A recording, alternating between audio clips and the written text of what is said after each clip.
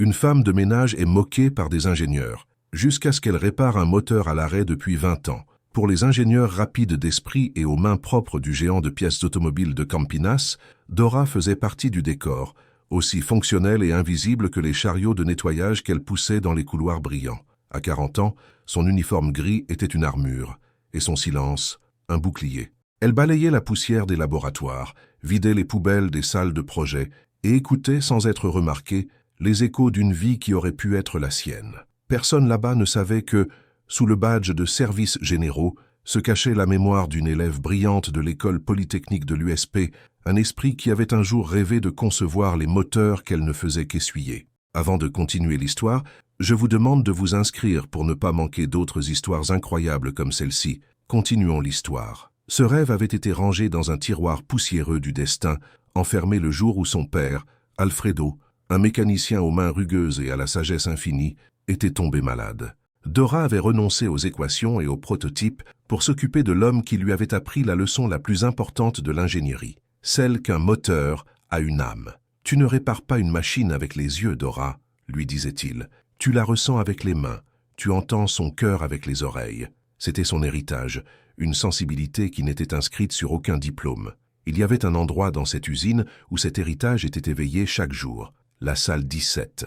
À l'intérieur, couvert par un drap blanc comme un fantôme oublié, reposait le moteur expérimental, un prototype hybride, une promesse d'avenir qui était morte il y a presque une décennie. Pour les ingénieurs, c'était un échec, une erreur de conception avec une défaillance fatale qui le réduisait au silence après quelques secondes de fonctionnement. C'était un amas de métal inutile, un monument à l'ambition échouée, attendant simplement l'ordre d'être démonté et jeté. Mais Dora voyait quelque chose de différent. Chaque matin, en passant par la porte en acier de la salle 17, elle ralentissait le pas. Tandis que les autres voyaient un moteur mort, elle voyait un cœur qui désirait encore battre. Il y avait une beauté tragique dans ces lignes, une complexité que les autres appelaient défaut, mais qu'elle voyait comme une énigme.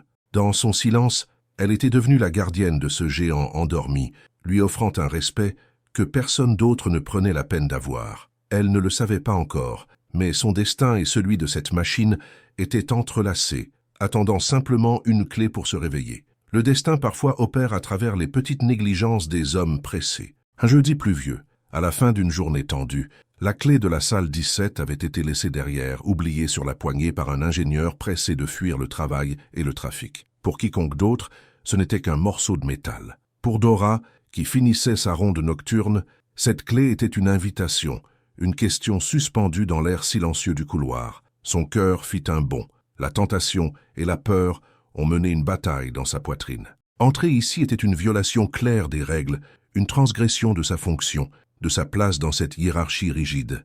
Elle était la femme de ménage. Son rôle était de nettoyer l'extérieur des choses, pas de dévoiler leurs secrets intérieurs. Pendant une longue minute, elle resta immobile, le chariot de nettoyage à ses côtés comme une encre pour sa réalité. Mais alors, le souvenir de la voix de son père, Alfredo, résonna dans son esprit. Une machine abandonnée est une histoire attendant une fin, fille. Un lâche est celui qui la laisse mourir sans essayer d'entendre ce qu'elle a à dire. La lâcheté était quelque chose que Dora ne pouvait accepter. Avec des mains tremblantes, mais avec une résolution qui la surprit, elle sortit la clé, regarda des deux côtés du couloir vide et avec un doux clic qui sembla résonner comme un tonnerre, ouvrit la porte vers son secret. L'air dans la salle 17 était froid et chargé de l'odeur d'huile vieille et de poussière. La seule lumière venait du couloir, projetant une longue ombre de Dora sur le sol. Au centre, le moteur expérimental reposait sous son drap blanc, une présence monumentale et fantomatique. Avec une révérence presque liturgique, elle s'approcha et, au lieu de tirer le drap, posa simplement sa main dessus, sentant le contour froid et solide de la machine en dessous. C'était un premier contact, une salutation silencieuse. À ce moment-là, elle n'était pas la femme de ménage, mais l'ingénieur que son père lui avait appris à être, se reconnectant avec sa véritable vocation. À partir de ce jour, la routine de Dora changea. Ses déjeuners devinrent plus courts, ses horaires de travail subtilement plus longs. La salle 17 devint son sanctuaire clandestin. Elle acheta un carnet à couverture rigide et un stylo, et là, sous la faible lumière d'une seule ampoule de service, commença son travail. D'abord l'observation. Elle tira le drap, révélant le labyrinthe de tuyaux, de fils et de cylindres. Elle ne toucha à aucun outil. Au lieu de cela, elle écoutait. Elle passait les mains sur les joints, sentait la tension des vis, cherchait des vibrations qui ne devraient pas être là. Elle trouva les anciens schémas du projet, laissés derrière sur une étagère, et les étudia avec une faim qu'elle n'avait pas ressentie depuis des années. Les pages de son carnet commencèrent à se remplir. Des schémas copiés à la main, des notes sur le flux de carburant, des questions sur le système de refroidissement, des théories sur le désalignement de l'un des pistons. Elle n'essayait pas de réparer le moteur. Elle conversait avec lui patiemment, méthodiquement, essayant de comprendre le langage de son silence. Dans la solitude de cette salle, entourée par le géant de métal que tous avaient abandonné, Dora ne se sentait plus invisible. Au contraire, elle ne s'était jamais sentie aussi présente, si vivante, si dangereusement proche d'elle-même. Les semaines se transformèrent en un mois, et la double routine de Dora se solidifia. Pendant la journée, elle était l'ombre qui parcourait l'usine avec une serpillière. La nuit et pendant les brèves minutes volées au déjeuner, elle était l'enquêtrice qui remplissait les pages de son carnet avec le langage secret du moteur. Ses connaissances sur la machine croissaient de manière exponentielle, alimentée par une dévotion frôlant l'obsession. Elle ne voyait plus seulement un tas de pièces, mais un système complexe et interconnecté, et commençait à formuler une théorie audacieuse sur la véritable nature de la défaillance du prototype. Cependant, son monde secret était sur le point de s'entrechoquer brutalement avec la réalité bruyante de l'usine. Cela s'est produit un mardi après-midi. Dora nettoyait les fenêtres de la salle d'ingénierie à l'extérieur lorsqu'elle entendit les voix d'Ottavio, l'ingénieur senior, et de Luca, le plus jeune de l'équipe. Ottavio, un homme dont la confiance était aussi grande que son impatience, gesticulait en direction de la zone du laboratoire. « J'ai déjà signé les papiers, Luca. Lors de la prochaine audite, cette ferraille de la salle 17 ira à la casse. C'est un gaspillage d'espace et un rappel constant de notre échec. Ça suffit. » Luca, d'un ton plus mesuré, répliqua « Mais le concept, Ottavio, la technologie hybride, il y a encore de la valeur là-dedans. Nous n'avons jamais vraiment compris pourquoi il s'éteignait. Cette oscillation d'énergie au début, Ottavio se moqua avec mépris. Oscillation, panne, fantôme, appelez ça comme vous voulez, cela est né mort. Aucun de nous n'a pu résoudre le problème en 10 ans, et ce ne sera pas maintenant qu'un miracle va se produire. C'est à ce moment précis, alors qu'elle passait avec son chariot dans le couloir, que Dora entendit la phrase qui activa tout le savoir qu'elle avait accumulé. Sans réfléchir, poussée par une impulsion irrésistible de corriger une prémisse erronée, elle murmura presque pour elle-même, d'une voix si basse qu'elle était à peine audible. Ce n'était pas une oscillation d'énergie, peut-être une interférence dans le module de couple variable sur l'alimentation secondaire. Le couloir, auparavant rempli de la conversation des ingénieurs, plongea dans un silence soudain. Ottavio se retourna lentement, le visage une masque d'incrédulité pure. Il regarda Dora comme si elle était un objet inanimé qui avait soudainement commencé à parler. « Qu'est-ce que vous avez dit ?» demanda-t-il, non pas avec curiosité, mais avec le ton de quelqu'un qui ne croit pas à l'audace qu'il vient de voir. Dora sentit le sang lui monter au visage, trop tard pour reculer. Elle répéta un peu plus fort mais sans le regarder, le couple variable pourrait créer une lecture erronée sur le capteur de pression. C'est pourquoi il s'éteint. La réaction d'Ottavio fut une explosion de sarcasme. Il éclata d'un rire bruyant et moqueur qui résonna dans le secteur. « Vous entendez ça ?» s'écria-t-il aux autres ingénieurs qui regardèrent maintenant la scène. « La femme de ménage a une théorie. Oh mon Dieu, pourquoi n'y avons-nous pas pensé plus tôt ? Des années d'études à l'école polytechnique et la réponse était dans le seau de nettoyage tout ce temps. » L'humiliation fut publique et cinglante. D'autres rirent, certains par nervosité, d'autres par pure malveillance. Le surnom cruel est né là, à cet instant, la femme de ménage qui se prend pour une ingénieure. Dora ne répondit pas. Elle baissa simplement la tête, sentant le poids de dizaines de regards sur elle, et continua à pousser son chariot, disparaissant dans le couloir comme l'ombre qu'elle avait toujours été. Mais Luca ne rit pas. Il observa la scène, le visage tordu d'inconfort à cause de la cruauté du chef. Et plus important encore, il enregistra la précision technique du chuchotement de Dora. Ce n'était pas un vague pressentiment, c'était une hypothèse d'ingénierie. Et alors que le rire d'Ottavio résonnait encore, une graine de doute et de curiosité fut plantée dans l'esprit du jeune ingénieur. Une graine qui le ferait, plus tard, remettre en question tout ce qu'il pensait savoir sur la femme de ménage silencieuse. Le sarcasme d'Ottavio devint la nouvelle blague de l'usine. « Attention, l'ingénieur Dora va inspecter votre travail », disaient certains en riant. La moquerie, cependant, ne trouva pas d'écho en Luca. Pour lui, la scène dans le couloir avait laissé un résidu de honte et une curiosité inconfortable. L'hypothèse de Dora, aussi improbable que soit son origine, avait une logique technique qui l'empêchait de la rejeter comme un simple pressentiment.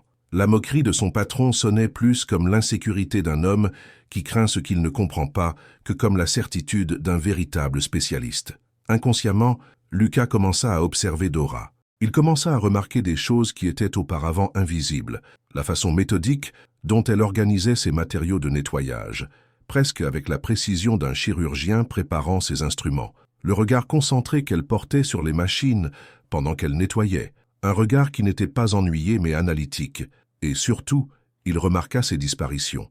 Dora semblait réduire ses déjeuners au strict minimum, et il avait l'impression qu'elle était toujours la dernière à quitter le secteur, bien après que le bruit des machines se soit tu et que le silence ait envahi l'usine.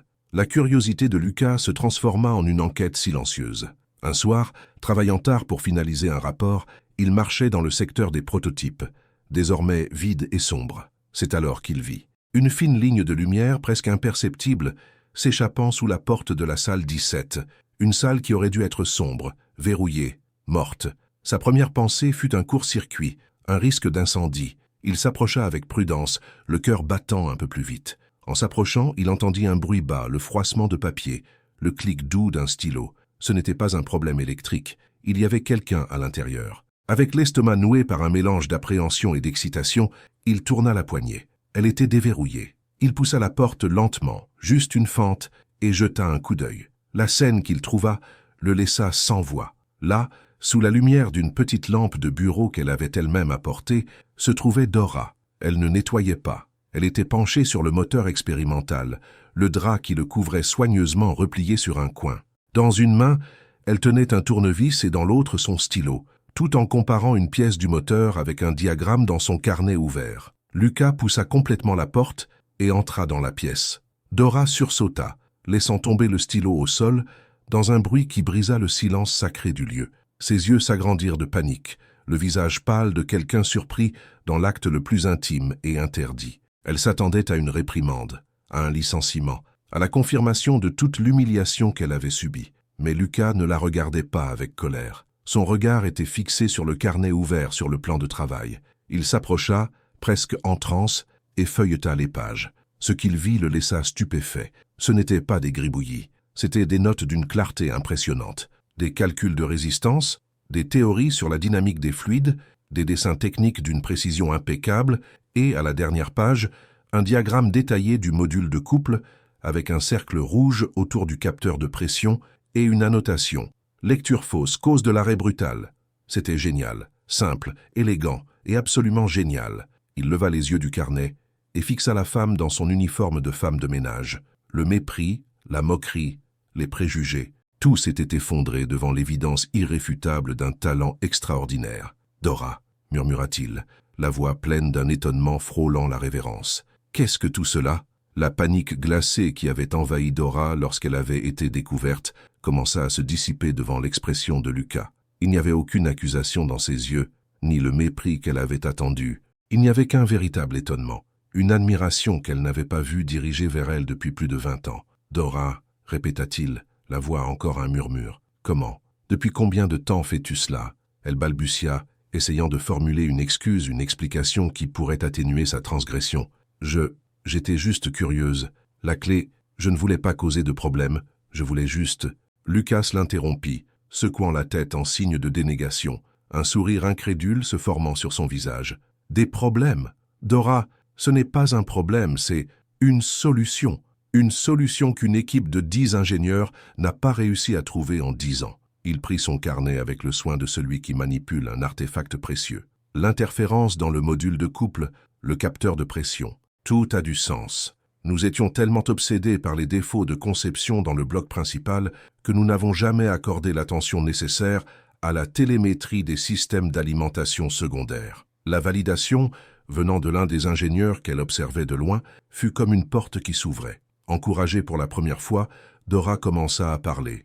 L'hésitation initiale fit place à un flot d'informations, la passion pour cette machine trouvant enfin une voie. Elle expliqua comment les leçons de son père l'avaient guidée. Il disait toujours que les capteurs mentent, mais la machine ne ment pas, dit-elle, les yeux brillants. J'ai passé des semaines à écouter le moteur, à sentir ses vibrations. Il y avait un bourdonnement presque imperceptible juste avant l'arrêt, une micro-vibration qui n'apparaissait dans aucun des diagnostics.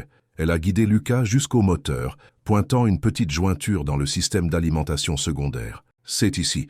Un désalignement minime, probablement dû à la fabrication. Personne ne le remarquerait. Mais à cette rotation spécifique, il crée une résonance qui trompe le capteur de pression.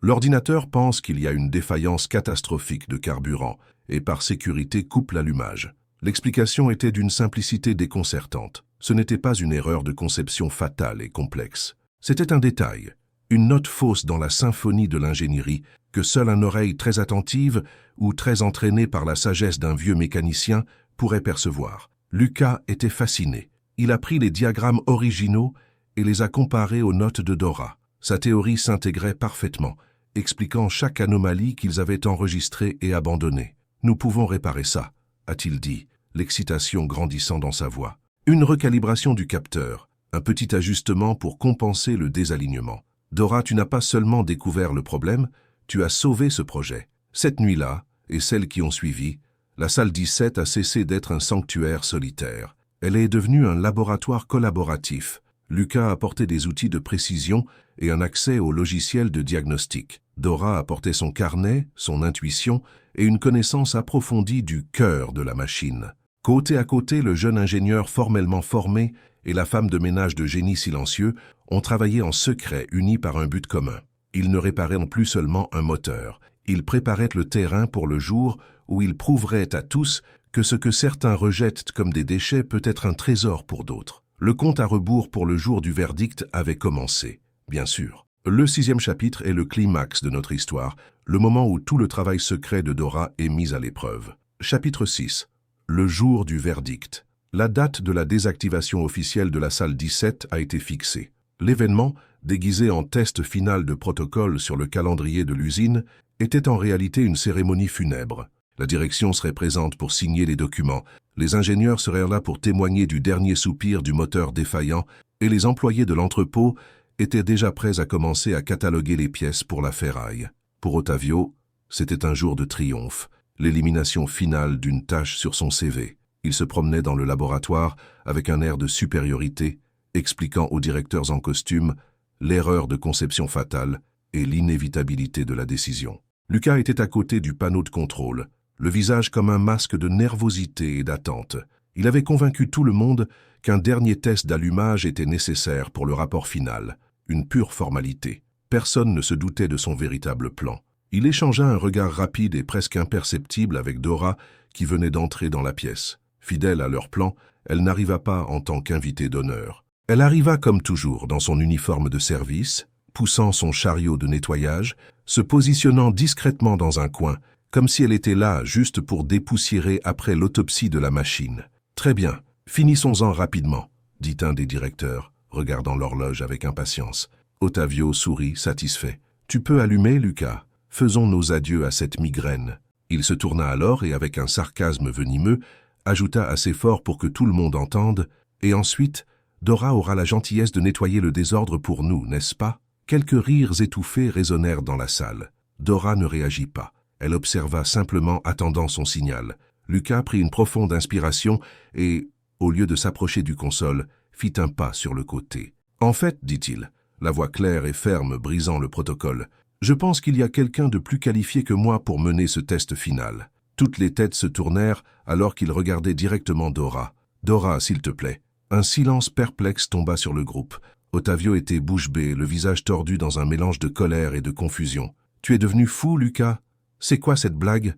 Mais Dora était déjà en mouvement. Abandonnant le chariot, elle marcha avec une calme qui semblait d'un autre monde. Elle passa devant les costumes coûteux et les blouses blanches, ignorant les murmures et les regards stupéfaits. Elle s'arrêta devant le console, ses mains, habituées aux manches des balais et aux flacons de nettoyage, se déplaçant sur les commandes avec une intimité et une précision qui choquèrent tout le monde. Ses doigts dansèrent sur les boutons, exécutant une séquence de diagnostic qu'elle et Lucas avaient répétée jusqu'à l'épuisement.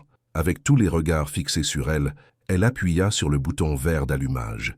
Il y eut le son familier d'un moteur qui tousse, 1-2 fois. Ottavio sourit, un sourire de « je t'avais prévenu », mais ensuite, quelque chose de différent se produisit. Au lieu du silence, un grondement profond et guttural émergea des entrailles de la machine. Ce n'était pas un son de mort, mais de vie. Le grondement se transforma en un bourdonnement puissant, stable et continu. Le son d'un cœur de métal battant avec force et perfection. Les moniteurs, qui auparavant affichaient des alertes rouges, brillaient maintenant d'un vert constant, 10 secondes, 30, 1 minute. Le moteur ne s'éteignait pas, il chantait. Le son du triomphe silencieux de Dora remplissait chaque coin de la pièce, étouffant le son de l'incrédulité et des préjugés, ne laissant à sa place que la plus pure et indéniable vérité. Le bourdonnement constant et sain du moteur était le seul son dans la salle 17. Il comblait le vide laissé par l'incrédulité et le choc, un témoignage indéniable que l'impossible s'était produit. Les directeurs, auparavant impatients, regardaient maintenant les moniteurs verts avec une convoitise extasiée. Ottavio, pâle comme le drap qui couvrait auparavant le moteur, s'approcha de la machine comme s'il voyait un spectre, parcourant des yeux les données de performance, cherchant en vain une faille, une erreur, quoi que ce soit qui puisse justifier sa décennie de scepticisme. Il ne trouva rien, juste la perfection. Lucas, que signifie cela? Demanda le directeur général, brisant enfin le silence, la voix rauque d'étonnement. Avant que Lucas puisse répondre, il s'avança lui-même, pointant la figure calme à côté du console. Non, la question n'est pas pour vous, c'est pour elle. Tous les regards se tournèrent vers Dora. Pour la première fois ce jour-là, elle n'était pas la femme de ménage. Elle était le centre de toutes les attentions. Dora éteignit le moteur avec le même calme avec lequel elle l'avait allumé et se tourna pour faire face à l'auditoire d'ingénieurs et d'exécutifs. « Cela signifie, dit-elle, la voix claire et sans aucune trace de triomphe, qu'il n'a jamais été mort. Il attendait simplement que quelqu'un l'écoute. » Ottavio leva enfin les yeux du moniteur et fixa Dora. Il n'y avait plus de mépris sur son visage. Il n'y avait que l'expression nue d'un homme qui avait été surpassé, l'admission silencieuse et amère d'une défaite complète. L'impact fut immédiat. Le projet de désactivation fut annulé et remplacé par une task force de réactivation avec priorité maximale.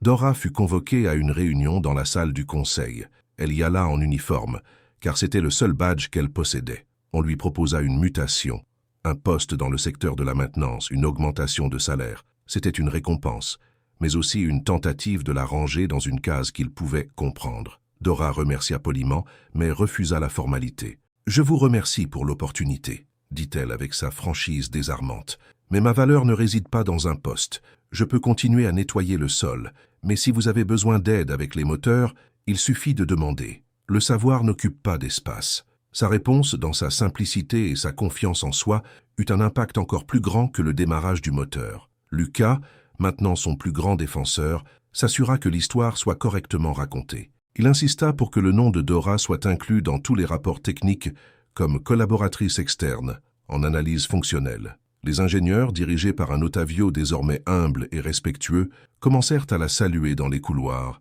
à demander son avis, à la traiter comme la collègue qu'elle aurait toujours dû être. Quelques semaines plus tard, Dora reçut un nouveau badge, assistante technique, projet hybride national, et avec lui, une invitation à une cérémonie dans l'auditorium principal de l'usine.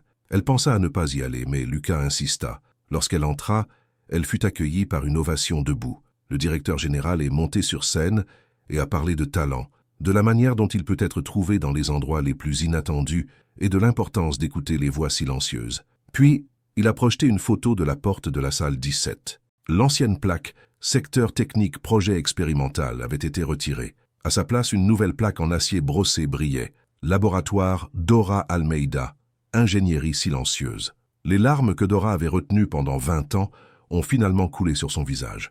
Ce n'étaient pas des larmes de tristesse, mais de reconnaissance. Le rêve de son père, l'ingénieur qu'elle avait gardé en elle, la gardienne du géant endormi, tout se réunissait dans ce nom. Son silence avait enfin trouvé sa voix, et elle résonnerait pour toujours dans les couloirs de cette usine comme le son puissant et constant d'un moteur qui est revenu à la vie.